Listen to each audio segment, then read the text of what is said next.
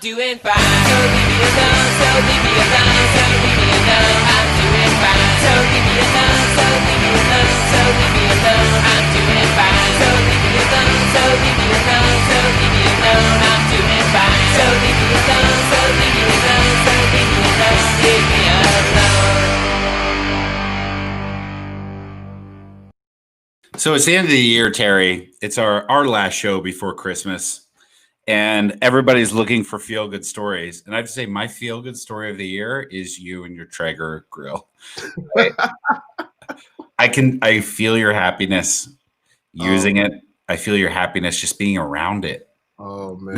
Not even when you're cooking something, just knowing that maybe tonight, maybe tomorrow night, you're going to be firing up that Traeger. It makes really like full on Yule log in my heart type happiness. I have a Yule log in my heart. I gotta tell you, man, being completely honest, man, I've been more excited about that than anything I have been in a long time as far as the school item. And I'll explain to you why.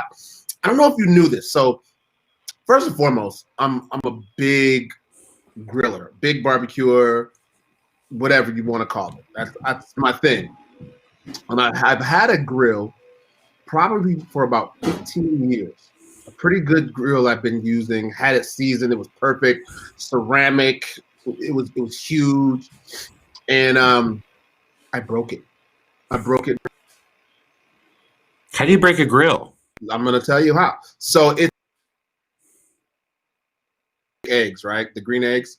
Mm-hmm. This is like the green egg on steroids. So it's completely ceramic.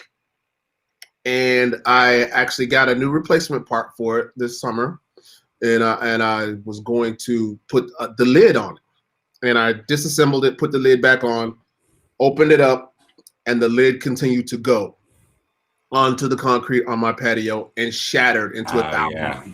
Mm-hmm. So I had a grill that would light fire on it, but there was no lid. I couldn't smoke. I couldn't do anything. So I couldn't barbecue for like most of the summer. Oh my God, how depressing is that? Like that is, yeah.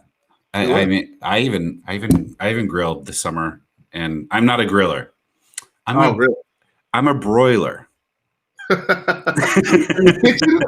Underneath the broiler? Yes, that's what I do. That's just everything you put on broil. What are you supposed to put this on? What temperature is this? Broil. Just broil low. It's funny. Broil low does nothing.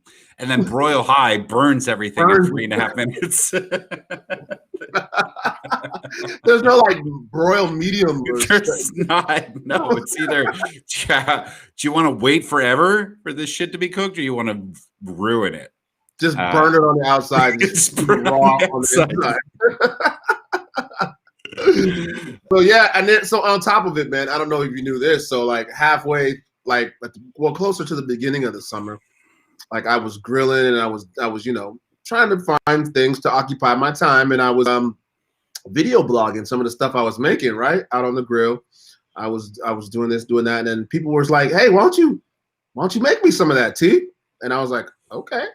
And so, long story short, I got to the point where I was making barbecue dinners and selling them on, like, it was a business. I had a real business this summer.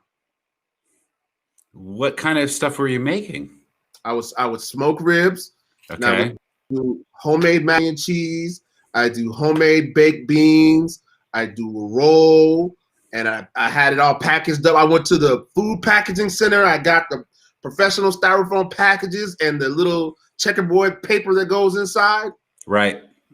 And plastic forks and knives. And I was doing like 20, 30 racks of ribs a day. People were just coming on my Facebook page and say, "Terry, make me some ribs, make me some ribs, make me some ribs." And I go deliver it. I'd be COVID and social distance. Yeah. A little carrying case like a guy delivering pizza. And I was delivering ribs. Is that something you want to start up again? That's no. Okay.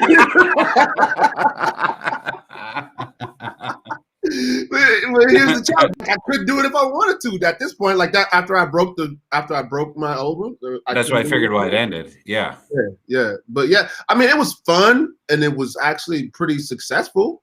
Yeah. It kept me occupied. You know, during COVID, everybody's looking for something to keep themselves occupied, right? Yeah, I got so goddamn weird. Do you really like when I think about now? When I think about myself in June, I was the weirdest person. What kind of stuff was going on? I was just drawing myself. Have you ever done that? Like not even a self-portrait. Have you ever just drawn yourself and then not realize you're doing that? Wait a minute. And then all of a sudden you look down and you're like, I just drew myself as like a wizard. What am I doing? It was just a lack of human interaction, meaningful human interaction. Anyway. Yeah. Dang, I would put on. This is the goddamn weirdest thing I would do. I would put on. So stupid. So I had a nice big mirror in my bathroom, and I would put on like a Weezer album and air guitar the entire goddamn thing. It's like 42 minutes of just you and Weezer just doing it and just watching myself being like, oh my god, I could be a Weezer. If they would have put me in the band, I'm telling you, man. Yeah, they've always lost their edge since Matt Sharp left, and they could definitely pull that off. Yeah, and I remember planning it too. Like I would wake up and be like, "What?" I'm not going to tell them on. 30 more minutes is showtime. Dude, I would like dress up in like rock and roll clothes for this.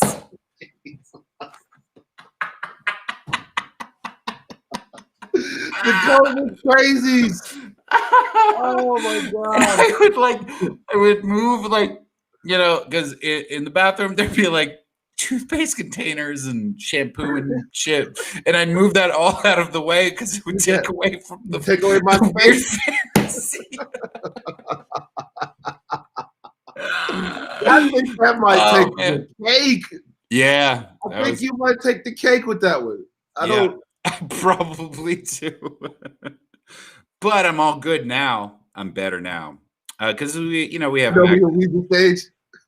Well, I have $600 coming, so I'm good. Maybe not. Yeah. Yeah. That's so. I mean, I know we might as well jump right into it, right? The $600 stimulus package that's coming to each one of us as American citizens, tax-paying citizens. Hell yeah. All those years, $600 until the pandemic is over. Unless they strike a new deal. But someone broke it down, and the government has helped us out with $4.43 a day, including the last stimulus package. Yeah, great. $4.43 a day. And I told someone, I saw that stat, and I was like, oh, that's great. We're officially UNICEF kids. We need some. we need the Sarah McLachlan. We need the Sarah McLachlan music. We do, yes. UNICEF. Did you? For $443 a day. Yeah. You can save a starving American. Look at this look at this little young one from Tequila. He used to work at Boeing. Yeah. UNICEF. Wow. Yeah, that can't still be an organization, but maybe it is. I believe it is. How can it go away? I mean, they just collected free money. True. I don't know. Did you ever carry around a UNICEF? It was like this little animal crackers looking box. You remember it? Yeah. And it had like the coin slot in the beginning, and then you'd give it to kids, and then they would go spend it on candy.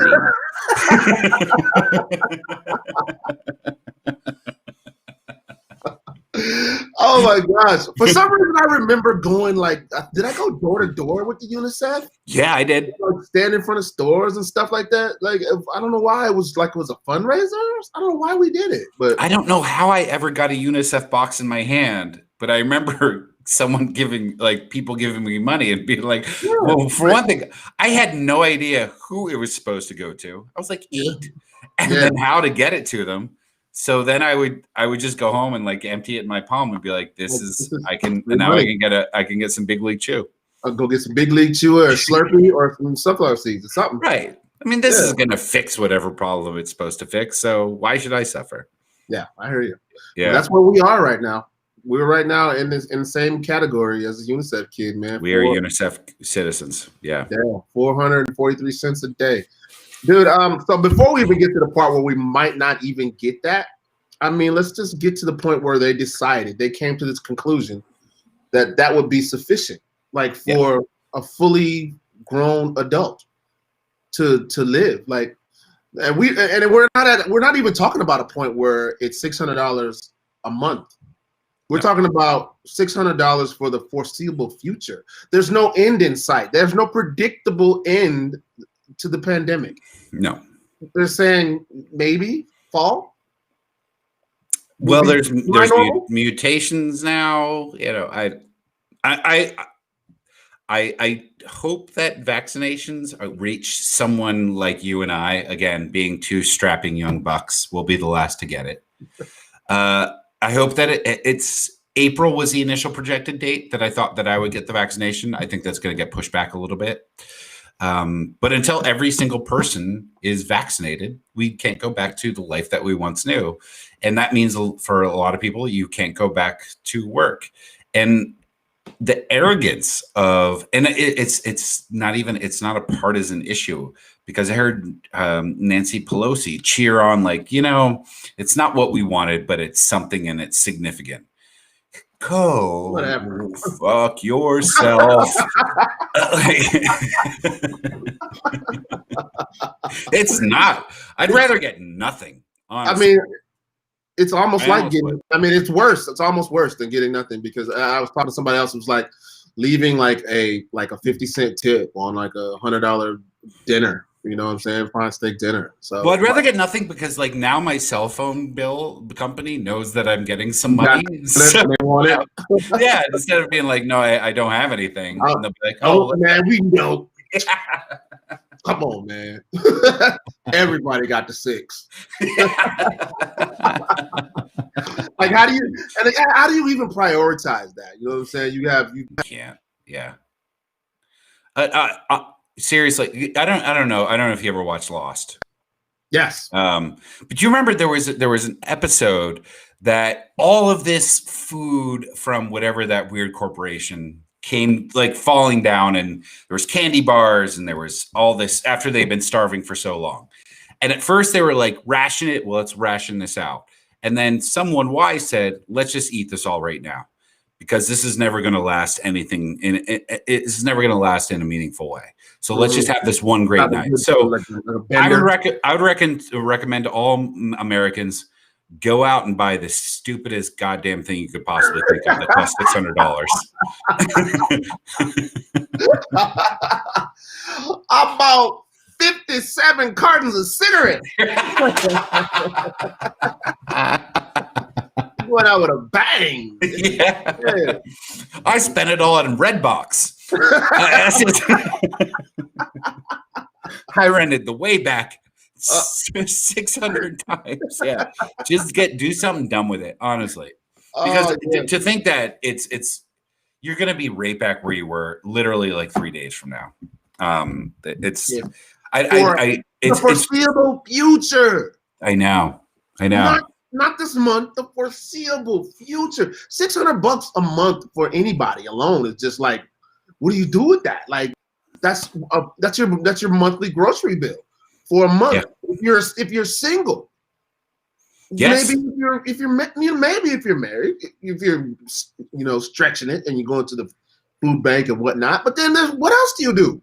You don't live anywhere. You can't. I mean, Ole Miss players get 5 times that amount. easily in an envelope after every touchdown. But no, so there's that. So I'm looking at the stimulus bill, the package, and everything that came along with it, and it's so disappointing to see all the pork barreling that is in this bill. Like, you would think that we're in such a unique situation, an unprecedented situation, that they would say, okay, this bill is for COVID relief alone, standalone, nothing else. We can address this bill in a paragraph. We're going to give every American XYZ, blah, blah, blah, blah. It should be done. But no, there's money earmarked for Israel. There's money earmarked for defense spending. There's money earmarked to go to Venezuela, like all these different places. Pirating. There's earmarked to protect entertainment industries from pirating in this bill. In our stimulus bill. In our stimulus bill. Because, right now what we should be worried about is whether or not you're actually watching the new Wonder Woman movie on HBO Max, or maybe you downloaded something. And paying for it or not. Yeah. They not care. Like, that should be the last thing on their minds right now. That should be they should be like, whatever, everything's free for all. Just we'll compensate all these companies later once this is all done. But if you guys want to pirate HBO Max, feel free. Yeah, just to make me feel less morally, bankrupt for doing it. Because I'm not going to pretend I started this during the pandemic. The most embarrassing email I ever got, Terry, was I got caught by Comcast for pirating Neighbors 2. Which threatened legal action. And I'm like, no. But but the weird thing is that the pandemic has compelled me to actually pay for things, because I appreciate any sort of effort that someone is making during this time. So if there was a movie that came out, this is why I still can't figure out why the James Bond movie is not out. Because no one's going to go see it in the theater in any near future. It was supposed to come out, I think, in April, because it was supposed to be the first blockbuster. Then it got pushed back to Thanksgiving. Thanksgiving's now, 4 weeks ago. And if you said to me, pay $20 for the new Bond film, I absolutely would in a second. Yeah. There's a lot of people in the same boat. I mean, I don't know what they're thinking. I think I'm looking at the writing on the wall right now, and a lot of the major corporations, the major studios are slowly starting to make that move. Like the Wonder Woman movie, they're calling it its theatrical release, right? Its theatrical release is on the 25th or the 26th, whatever. Christmas Day, yeah. Christmas Day. And so just normally, it would be you see that theatrical release, you'd be like, oh, it's the movies. We got to line up and go and do all that crap. Christmas Day was traditionally a very, very big day for in theater. Like, people would go to the theater and actually see a movie. Yep. Yeah. But now that's not available. So why would you miss out on that type of revenue when I could still get it by streaming it to people in their homes? I'm charging people even more. Yeah. It's just dumb. So they're doing that. I think that's gonna be big when Wonder Woman drops. I think it's gonna break a lot of records because people can just sit at home and watch it. Without a doubt. Another one that I saw today that I got really pumped up about, Coming to America 2. Coming to America 2 is going to be released on Amazon Prime in March 5th. I got the day circled already. Yeah, and that's going to be another big one. I'm assuming it's rated R. Yeah, I'm assuming so too. I haven't seen, but I'm assuming it is. It's got, yeah. I'm just happy to see Eddie Murphy in a rated R movie again. Oh no! After all the kids haven't seen Dolomite. He did Dolomite. I haven't seen Dolomite. Yes, thank you. I've been dying for things. I've been watching Hallmark Christmas movies like a fiend. You wouldn't believe. But I do need a break now where adults talk to each other like adults. And Dolomite, he's astounding in Dolomite, I've heard. Yeah. But most of everything that he's done since, Beverly Hills Cop 2 has been kid stuff, and I feel like he hasn't really exercised his comic genius in quite a while. So, and Coming to America, film-wise, I think is the best example of his comedic genius. Oh, absolutely, without a doubt, he did everything. And so, just real quick before I get back to what he was actually talking about, to talk about Coming to America. I remember back when it came out, and for those who haven't seen it, I don't know where you've been. Like literally, it's one of the greatest movies ever. It's a comedic classic. The crazy part about it was between himself and Arsenio Hall, they played like 15 different characters, like major. And the funny part about that is because it worked. It was like pure comedy genius the way it worked it out and edited it. But the reason why he did it is because the studio wouldn't give him a budget to hire other actors. Oh, so he had to. He had to do it, and it turned out like to become something that was like unprecedented. It's kind of set a stage for something that again has probably never been done, and has never been done that way since. And until now, they're going to do it again. And to see Arsenio Hall as this comedic partner will be great. Oh yeah.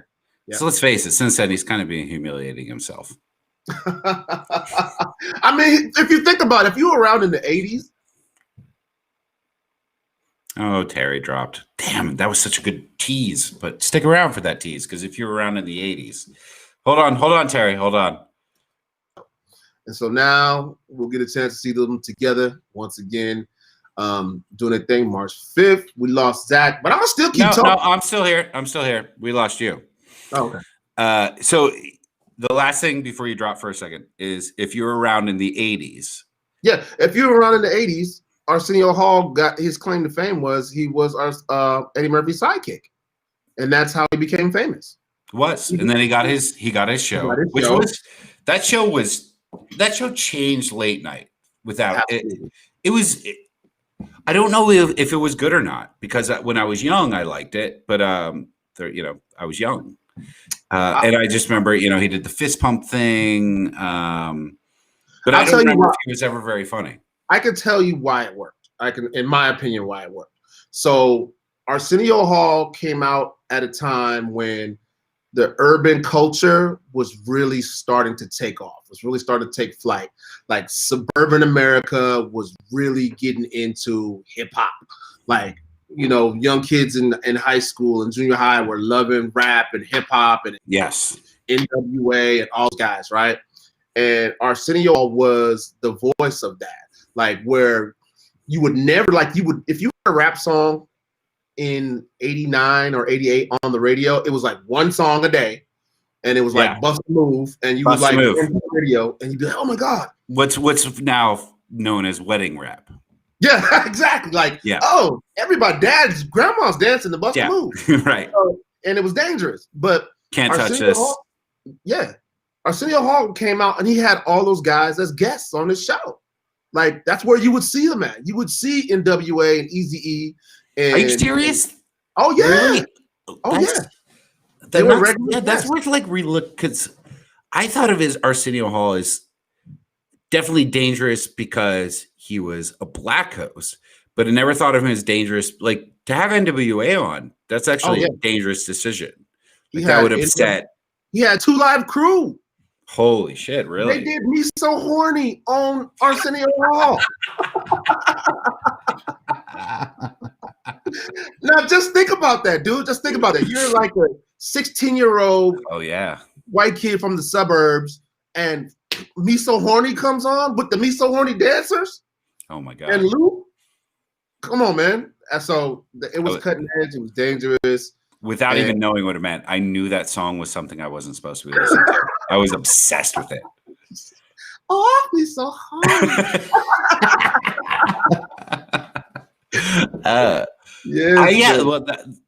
I always like going. There's been a few shows that I've gone back and rewatched, and just that I was into when I was younger, and Mad TV being one of them.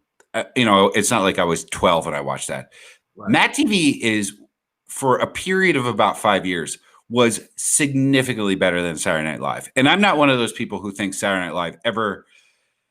I know that they're always like, oh, it's not as good as it used to be. I don't buy it. I think it's always pretty astounding. They definitely had a couple of lulls, but Mad TV did some incredibly good stuff. Yeah, cutting edge too. Yeah. And Jordan Peele, or no, sorry, was it Jordan Peele? Yeah, Jordan Peele had like a major hand in that. Yeah. I don't think I knew that. Yeah. I didn't regularly watch it, but every time I tuned in to Mad TV, I was like, it's really funny. Good. These guys are really good. Like, what's his name? Not Jordan Peele. It was another guy. Actually, we had him on our show one time in the barbershop. What's the guy's name? The black dude. Ari Spears. Ari Spears. Yes. He did such an amazing Shaq impression. Yep. He do his eye and everything. Yeah, with the eye thing. Yeah. And the mumbling. Yeah. You know who's my favorite character on that show? I mean, did you watch it religiously or? I'm pretty familiar with it. Okay, so I didn't watch it all the time, but every time I watched it, there would be this one character, and I still do the impression to this day. Yeah. All the time it'll pop up, and I'll do it. I'll be like, oh my god, it just doesn't stop. You remember this character? He was there. He look like a man. The Chinese lady. Oh, Alex I tell you everything. Yes.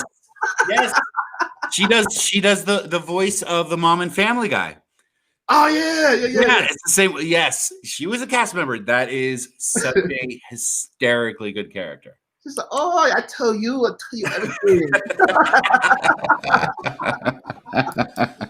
Yeah, man. Yeah. So maybe I'm sure there's a bunch of Arsenio clips up on YouTube. So if you didn't know how dangerous he was, like I said, there was Eazy-E, Ice Cube, and WA. Yeah, that's enough. Like all the ensembles, like of all the hip hop groups. Yeah, he would have like even the hardcore rock groups back in the day would be on there. But the one he had, this is the thing that put the nail in his coffin, though. It was his most controversial guest, and ultimately, I think the networks were like, okay, you went too far.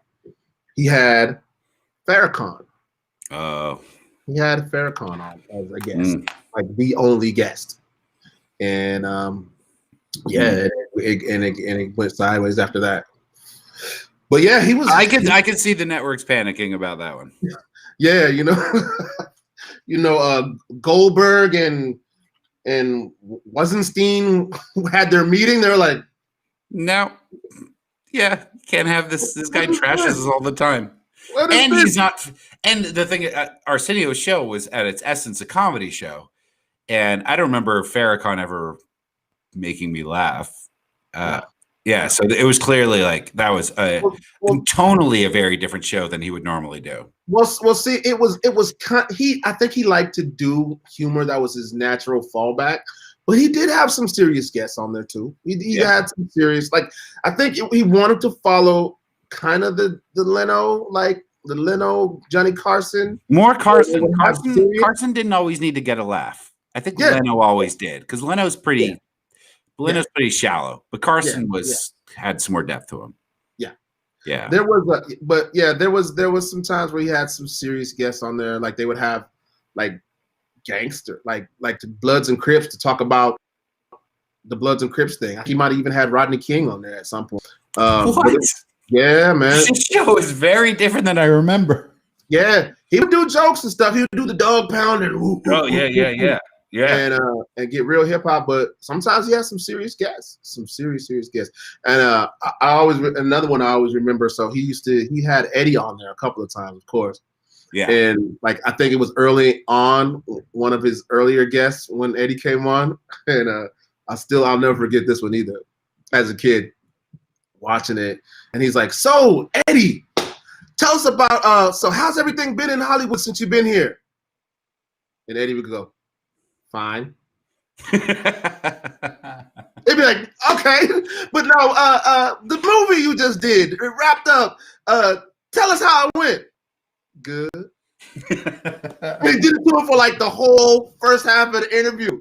And totally, I was like, oh my God. I could imagine, like, that's when I was like, if I ever did this business where I had to interview people, like I put myself in his shoes at that point.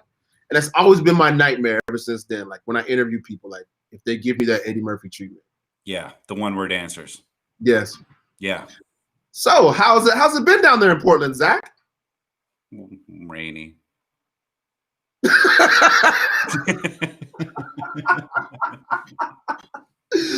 mean, there's been lots of political activity, you know, the anarchist jurisdiction down there, police brutality. What's your feeling about it? Fine. Dude, I've had a co-host like that. So. Oh, really? Yeah.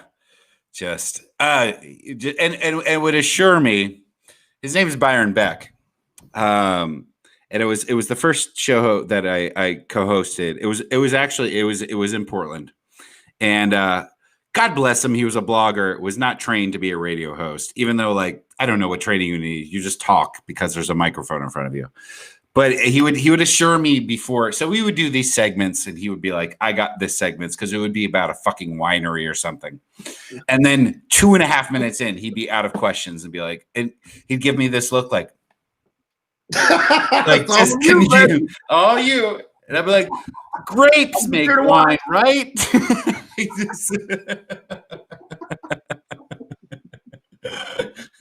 Oh, dude. I've exhausted my knowledge on wine. Yeah, and it was his friends, a segment that he pitched, and then 2.5 minutes he's turning to me, who I've drank maybe 3 glasses of wine in my entire life, and although this is something that I just bought for my dad. No, I didn't buy it, but a gift that was given to my dad. We bought him Hallmark Channel brand wine, Terry. So I'm fucking all in on this. There's such a thing? There's one is a shit, I don't know.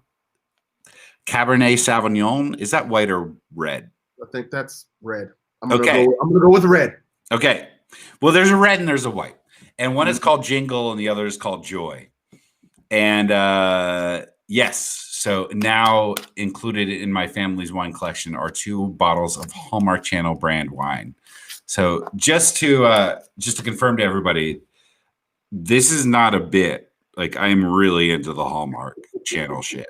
Like, really into it. Like, I recognize actors to the point where it's like I can tell you other things that they've been in, and beyond that, I get annoyed that you don't know that.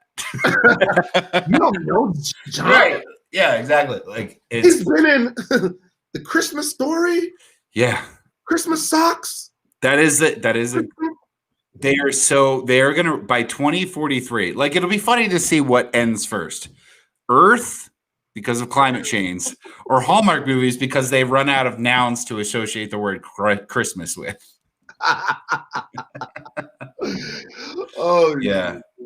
And I have to tell you a crazy Christmas. It's kind of crazy. I thought it was crazy. Christmas Story just happened right before we went on air. So, of course, you know, it's just the winter solstice was just a day ago. So it's dark at just noon. Yeah. noon, right?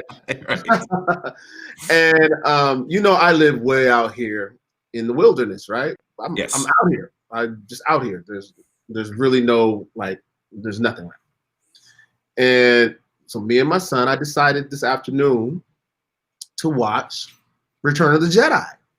He had been watching The Mandalorian. You know, he's all into The Mandalorian right now. Mm-hmm. I'm like, okay, there's that character right there. His name is Boba Fett. I'm going to show you Boba Fett. So we laid on the couch and started watching it. And it's dark outside.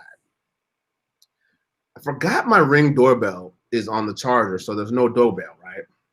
So I can't see if anybody walks up, and I can't hear if you ring the bell. So we're just laying on the couch, and all of a sudden, out of nowhere, I hear this. So automatically, I jump up, like, who the hell's out here? Like, who would come out here? Like, it's really dark. Yes. I go to my door. I'm not even kidding you. Santa Claus. What? Santa Claus. A jolly man in a full red suit with the boots and the belt and a satchel and a lady with him. And I was like I was so unnerved by everything. Like, I didn't know whether to open the door or what, man. I was like, yeah, that is like, I didn't call for Santa Claus. And you're like 3 days early, man. What are you doing here? And so I was kind of, I'm gonna be honest with you, I was kind of scared at first. Yeah, I would be it. if you planned for a Santa Claus, that's one thing. Santa's here, like we arranged. But if one just shows up, that's probably a psychopath. Dude, and listen, in the pandemic, and they didn't have, Yeah, right. and neither one of them had a mask. Yeah. I was like, I don't know. And I'm looking at my son like, you might be on your own, man. We got, if something goes, you go that way, I go that way. Yeah. I know you hate, but yeah. So and then I'm like, I go open the door, and it's a guy that lives down the street. He decided he got dressed up like Santa Claus. Like he's an older guy and he has a white beard anyways. And he just got dressed up like Santa and decided to pop over. You know, that's really sweet, but motherfucker, you got to tell your neighbors you're doing that.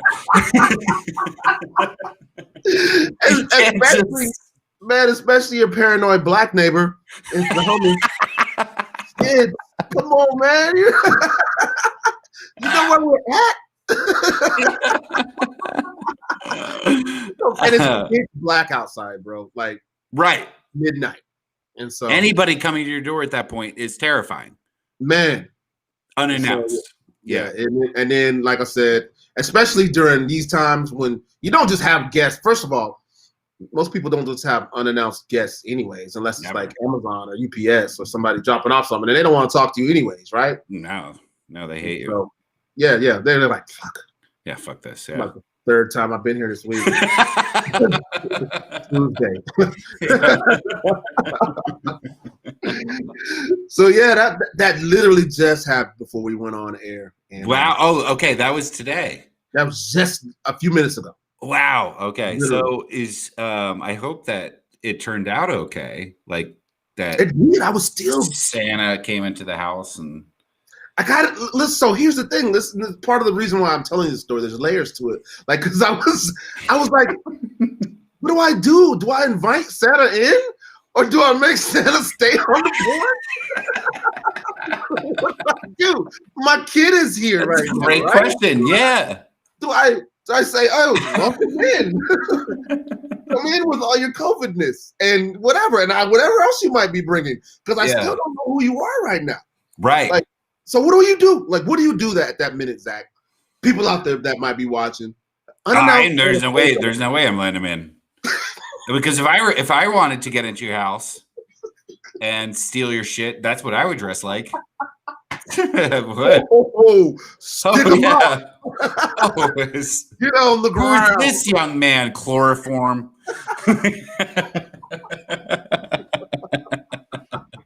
Those are thoughts that were racing through my mind. I was like, yes, they should. Like, I was like, so is this the real? Like, is this a stick up? First of all. Yeah. Second of all, is this like a Proud Boy setup? Like, is it a Proud Boy out there? They know where I live? Don't do this in front of my son. Come on. That is He's just 8.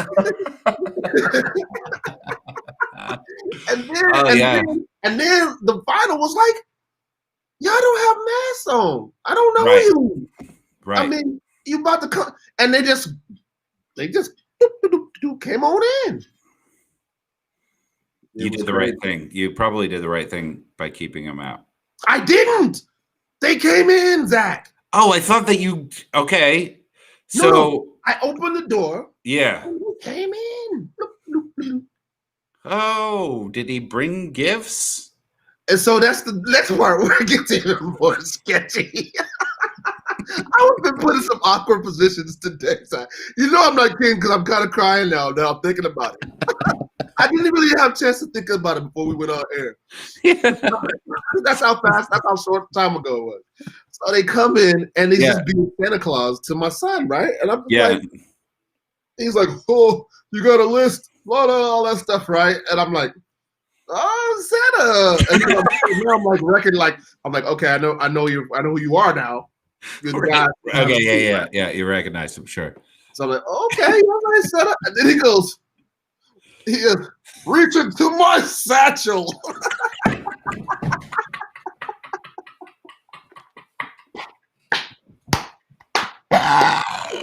I'm like, what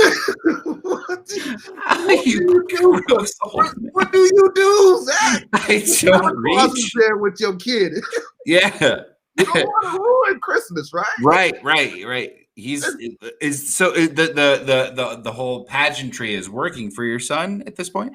At this point, my son's like, he doesn't oh my know. God, of course. Right. Knows Santa Claus showed up at the door, right? I don't know who he is. Yeah. And so he says, I can't make this up. It just happened. Reach into my satchel. Why did he have to say satchel? It's so gross. So I'm kind of like, I don't want to say, son, don't go in the Santa satchel, man. Don't do it. So I'm like looking like this, right? So he has his thing over like this. Yeah. Son goes, he reaches in there, and then he goes, gotcha! Why? Oh my God. Santa Claus did it. Gotcha!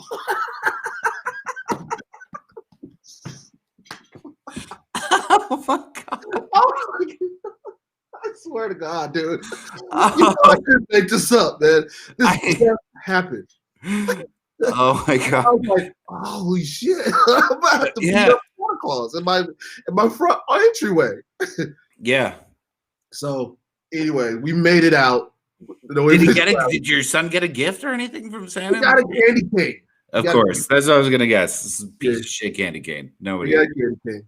But well, that is as Christmassy as I guess things will get in terms of a stranger showing up at your door.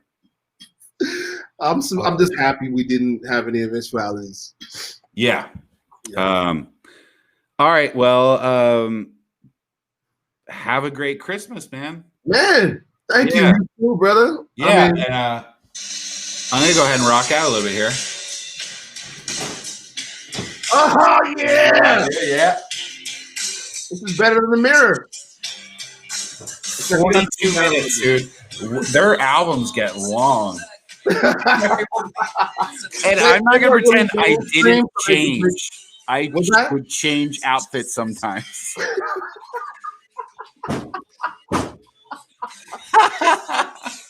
I would have paid money to see that, man. Well, that's what I imagine myself like. Oh my God, there's thousands of people here paying money to see me play Weezer songs because I'm imagining myself in Weezer. You're like, Milwaukee, Wisconsin. Show the love. Yeah, seriously, have a great day. Don't let any other Santas in. No more. I've had my fill. Maybe one more. Christmas Eve. He has to come down the chimney. Right, exactly. I love Christmas and I'm very much looking forward to it. Yeah, me too, man. Should be fun. And you guys, did you get any snow out there in Snohomish? We did. Ultimately, we did. I didn't think it was coming, but it showed up late at night. Yeah. And we got a little dusting. So, yeah, hopefully it stays, man. Cross my fingers. Yeah. Like Christmas. Thanks, Brandy. Merry Christmas to you as well. Merry Christmas to everybody. To all a good night. I forget how the thing goes, but it works. Yeah, something like that. All right, Terry. We'll talk to you after. I can't wait to see how much you got, even though I feel like nothing's beating the Traeger. You just became a fucking neighborhood legend with that. I got something on it right now for the neighbor kids. All right. See you, dude.